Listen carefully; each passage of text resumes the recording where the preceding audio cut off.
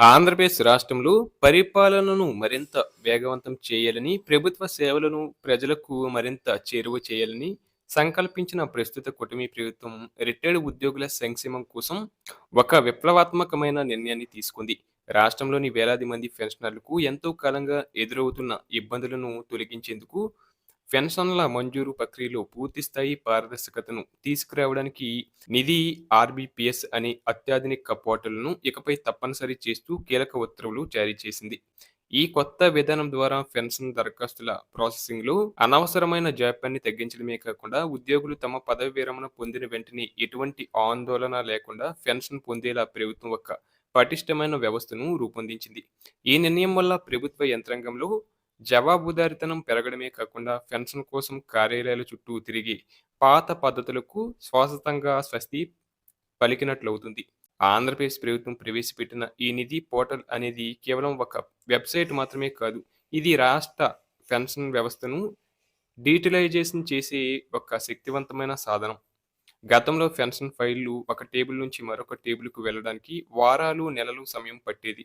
కానీ ఇప్పుడు ఈ డిజిటల్ విధానం వల్ల ప్రతి దరఖాస్తు అత్యంత వేగంగా ముందుకు సాగుతుంది. డిజిటల్ అప్లికేషన్‌లు లేదా కాగితపు దరఖాస్తుల వల్ల ఫైళ్లు పోయే అవకాశం ఉండటమే కాకుండా, అవి ఎక్కడ పెండింగ్‌లో ఉన్నాయో తెలుసుకోవడం కూడా లబ్ధిదారులకు కష్టంగా ఉండేది. ఈ సమస్యలన్నిటికీ పరిష్కారంగా మే 1వ తేదీ నుంచి ఈ కొత్త నిబంధనలను కఠినంగా అమలు చేయాలని ప్రభుత్వం నిర్ణయించింది. దీనివల్ల అవినీతికి తావు లేకుండా నేరుగా లబ్ధిదారులకు సేవలు అందుతాయి. ప్రస్తుతం కొనసాగుతున్న కాగితపు దరఖాస్తుల విధానానికి ప్రభుత్వం ఒక నిర్దిష్టమైన గడువును విధించడం ద్వారా అధికారులను అప్రమత్తం చేసింది. ఏప్రిల్ 30, 2026వ తేదీ వరకు మాత్రమే భౌతిక రూపంలో ఉండే పెన్షన్ దరఖాస్తులను అధికారులు స్వీకరిస్తారు. అంటే ఆలోపు పెండింగ్‌లో ఉన్న పాత కేసులన్నిటినీ క్లియర్ చేయాలని ప్రభుత్వం భావిస్తుంది. అయితే మే 1, 2026 నుంచి మాత్రం ఎట్టి పరిస్థితుల్లోనూ కాగితపు దరఖాస్తులను అంగీకరించబోమని ప్రభుత్వం స్పష్టంగా హెచ్చరించింది. ఆ తేదీ తర్వాత వచ్చే ప్రతి పెన్షన్ దరఖాస్తు తప్పనిసరిగా నిధి పోర్టల్ ద్వారానే ఆన్‌లైన్ పద్ధతిలో సమర్పించాల్సి ఉంటుంది. దీనివల్ల మొత్తం డేటా డిజిటల్ రూపంలో భద్రంగా ఉంటుంది మరియు భవిష్యత్తులో ఎటువంటి పొరపాట్లకు అవకాశం ఉండదు. వివిధ ప్రభుత్వ శాఖలలో ప్రస్తుతం పెండింగ్‌లో ఉన్న పాత దరఖాస్తులన్నిటినీ త్వరగా పూర్తి చేయాలని, వాటిని ఏప్రిల్ 30 లోపు సంబంధిత ఉన్నతాధికారులకు పంపాలని ప్రభుత్వం ఆదేశించింది. ఈ డిజిటల్ విప్లవం వల్ల ఉద్యోగులకు కలిగే ప్రధాన ప్రయోజనం ఏంటంటే, వారి ఫైల్ ఏ దశలో ఉందో, ఏ అధికారి వద్ద ఆగిందో వారు తమ మొబైల్ లేదా కంప్యూటర్ ద్వారా ఆన్‌లైన్‌లోనే ఎప్పటికప్పుడు తెలుసుకోవచ్చు.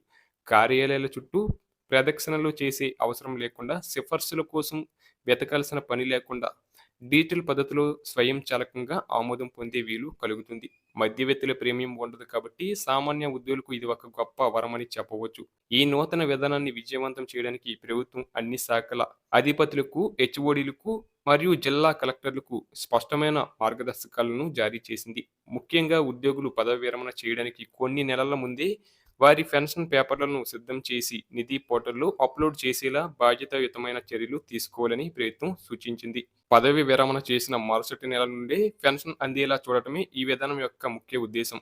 ప్రభుత్వం తీసుకున్న ఈ సాహసోపేతమైన నిర్ణయం వల్ల రాష్ట్ర వ్యాప్తంగా ఉన్న వేలాది మంది రిటైర్డ్ ఉద్యోగుల కుటుంబాల్లో వెలుగులు నిండనున్నాయి. పెన్షన్ మంజూరులో ఎదురయ్యే సాంకేతిక చిక్కులను అధిగమించి వ్యవస్థను మరింత పటిష్టం చేయడమే లక్ష్యంగా ఈ ఉత్తర్వులు వెలువడ్డాయి. దీనివల్ల ఆంధ్రప్రదేశ్ రాష్ట్రం పెన్షన్ సేవలలో దేశానికి ఆదర్శంగా నిలవబోతుంది.